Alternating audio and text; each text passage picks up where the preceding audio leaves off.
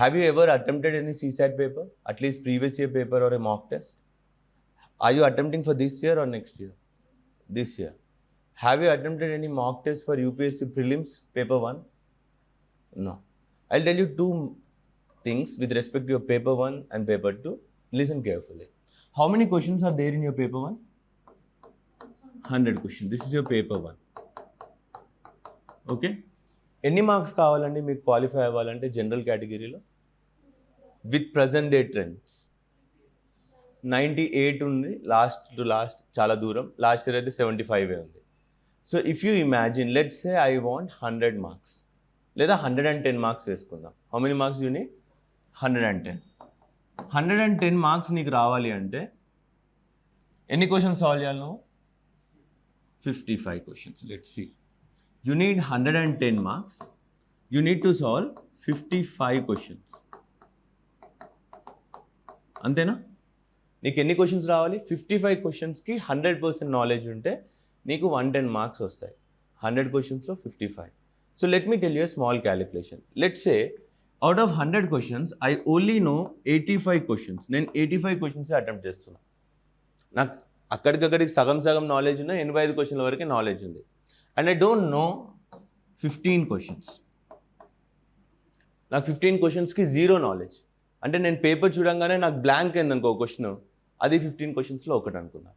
నా out of this 85 questions I'm here to make 21 mistakes. ఎన్ని mistakes చేయాలి నేను? So let's say not 21, let's make 24 also. 24 మిస్టేక్లు చేద్దాం. If I make 24 mistakes, ఎన్ని marks పోతాయి నాకు? 2/3 కదా. 24 into 2/3, 3 8s are 24. How many marks I lost? 16 marks I have lost. ఎన్ని questions మిగిలాయి నాకు రైట్ క్వశ్చన్స్ 85లో? 61 క్వశ్చన్స్ మిగిలాయి. Of 61 questions I will get 122 marks. If I remove 16 marks, how many marks I'm going to get? ఎంత? 106. Isn't this marks enough for you to clear your prelims on the present day trends? So ఎప్పుడైనా ఒక paper attempt చేసేటప్పుడు, when you go to right a paper of UPSC, especially I'm only talking about UPSC, one thing, నీకు question రావట్లేదు, ఇది ఏంటో కూడా తెలియట్లేదు, panic అవుతున్నావు, లేదా ఫస్ట్ 10 పేజీలు 2-3 పేజీలు తిప్పినా కూడా నీకేం రావట్లేదు. Your attitude should be, these are those questions which I don't know. నాకు తెలియని 15 క్వశ్చన్లో నుంచి ఈ క్వశ్చన్స్ వచ్చాయి. So let them go. ఒకటి సడన్గా బబ్లింగ్ రాంగ్ చేసావు. అరే నేను 24 క్వశ్చన్లు మిస్టేక్ చేయడానికి వచ్చా, ఆ 24లో ఒకటి. How is your exam now? How you're looking at the paper now? You're looking at the paper with ease. ప్రశాంతంగా చూస్తున్నావు. నాకు 15 క్వశ్చన్లు తెలియదు, పోనీ. నాకు 24 క్వశ్చన్లు తప్పుపోతాయి, పోనీ. అది ఇందులో ఒకటి. అంటే నువ్వు నీ రిస్క్ టేకింగ్ యాటిట్యూడ్ అనేది పెరుగుతుంది. పేపర్లో అటెంప్ట్ పెరుగుతుంది, రిస్క్ టేకింగ్ యాటిట్యూడ్ పెరుగుతుంది. And beyond this 85, this is risk. 85కి ఎక్కువ వెళ్తే చాలా రిస్క్ వెళ్ళిపోతావు. నీకు కావాల్సింది 55 క్వశ్చన్సే. సో 55 క్వశ్చన్స్ అంటే నేను 61 రైట్ చేస్తున్నా, 24 తప్పు. 24 is not an easy number. నీకు ఎంత కంఫర్ట్ ఉంది చెప్పి ఇప్పుడు? అరే పోనీ.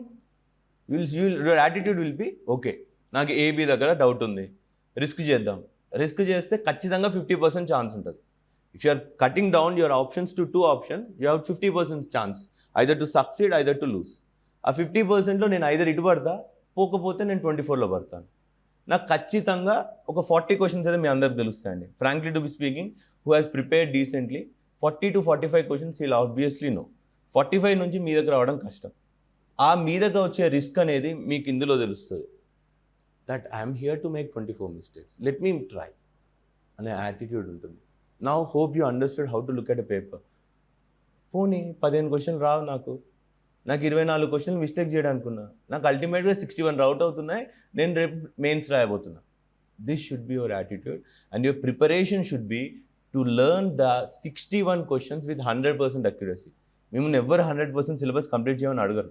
No one will complete 100% syllabus for prelims, and you are here to do your syllabus of 60% with 100% accuracy. ఆ 60% నువ్వు చూస్ చేసుకో.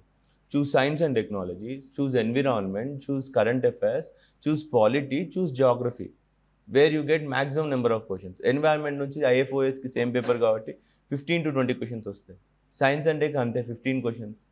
హిస్టరీ అది ఎప్పుడు చదివినా ఎక్కడి నుంచి వస్తుందో నీకు తెలియదు, నాకు తెలియదు. So you don't waste your time there. Rather spend your time on geography, spend your time on current affairs.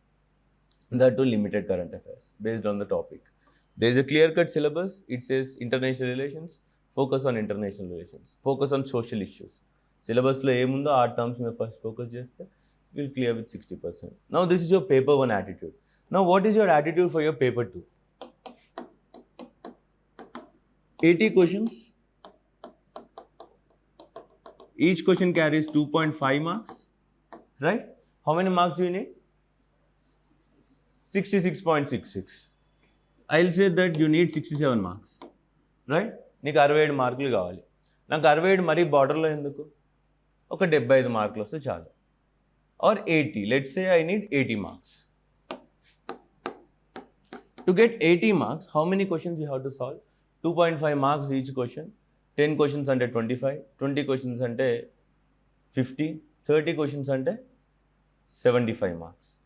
35 questions అంటే ఇంకో 2.5 into 5 వేసుకోండి.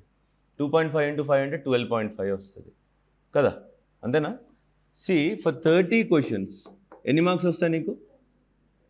How many marks will get? 2.5 into 3 75 marks వస్తున్నాయి.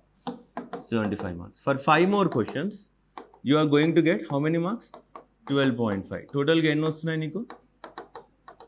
ఎన్ని క్వశ్చన్స్ సాల్వ్ చేయాలి నువ్వు? సో 80 క్వశ్చన్స్లో నేను ఎవరు కూడా హాఫ్ ఆఫ్ ద పేపర్ కూడా కంప్లీట్ చేయమంటలేడు. Which ever you are comfortable in this 3 parts of your syllabus, reading comprehension, reasoning and quantitative aptitude, choose them wisely. నీకు రీడింగ్ కాంప్రహెన్షన్లో you will get around 22 to 27 questions in reading comprehension on an average. 25, 27 ఎక్కడైనా ఉండొచ్చు. So let's సే ఇందులో నేను accuracy ఎలా maintain చేస్తానంటే I will get 18 questions right. 18 questions. 18 questions. Next reasoning నాకు 15 to 20 questions వస్తున్నాయి. ఆ రీజనింగ్ 15 to 20 questions ఒక 10 questions సాల్వ్ చేస్తా. డన్. 10 questions from reasoning. మిగిలిన క్వశ్చన్స్ ఎన్ని? నాకు 28 అయిపోయాయి. మిగిలిన ఎన్ని క్వశ్చన్స్ కావాలి నాకు? Let's say how many?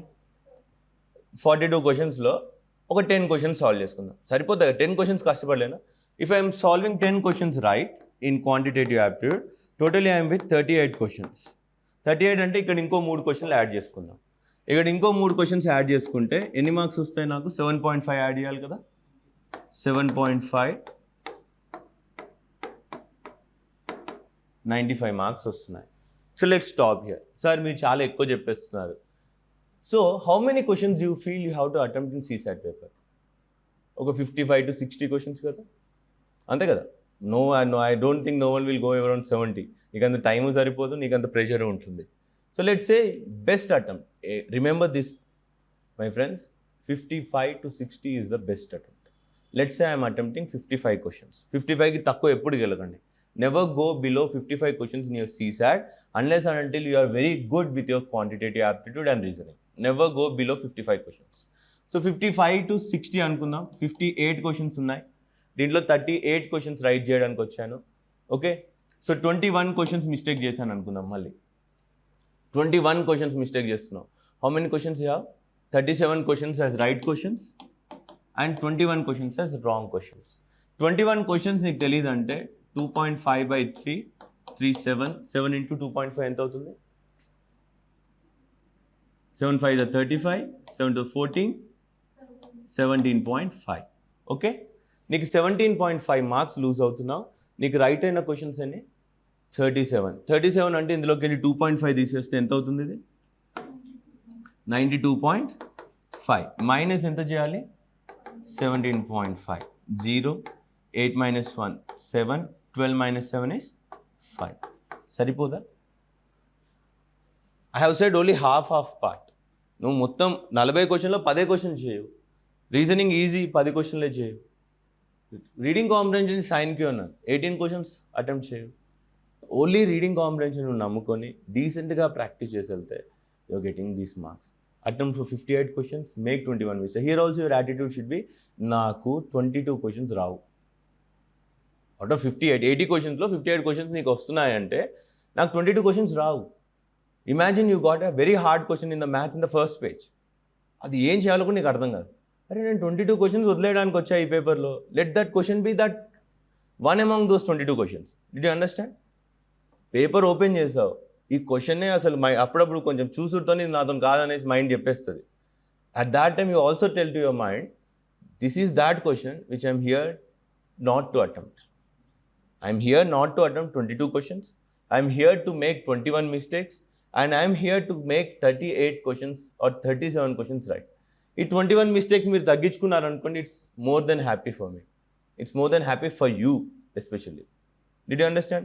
Your attitude here is to think yourself or say to yourself that I am here, I don't know 15 questions in paper 1. I will not know 22 questions in paper 2. I am here to make 24 mistakes. I am here to make 21 mistakes. లేదు 21 కాస్త ఇంకొంచెం పెంచుదాం mistakes, 24 దాకా వెళ్ళి try చేద్దాం ఒకసారి. Let's go for 24.